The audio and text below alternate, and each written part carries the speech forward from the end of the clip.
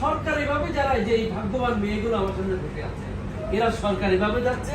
এই সরকারিভাবে যাবার জন্য এই মন্ত্রণালয়ের অধীনে আমাদের এই প্রতিষ্ঠান, তোমাদের প্রতিষ্ঠান, জাতীয় প্রতিষ্ঠান, যার নাম হয়েছে।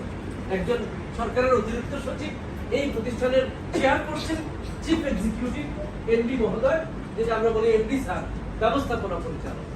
তারপরে একজন নির্বাহী পরিচালক আছেন, আমি জিএম আছি, আমার সাথে ওএসএল এর নানা পর্যায়ের কর্মকর্তারা আছেন, কর্মচারীরা আছেন। সবার একটাই কমন গোল, যে আমরা যারা বিদেশে চাকরি করতে যায় তাদের পাশে দাঁড়াতে চাই। সবার পাশে দাঁড়াতে পারি না। এই দেশ থেকে 10 থেকে 12 লক্ষ মানুষ বিদেশে যায়, 2100 বেসরকারি সংস্থা আছে। তোমরাও কেউ না কেউ হয়তো এটার সুযোগ নিয়েছো, তুমি বা তোমার কোনো আত্মীয়, সেটাও এই মন্ত্রণালয়ের আরেকটি প্রতিষ্ঠান বিএমইটির মাধ্যমে যায়। বিএমইটি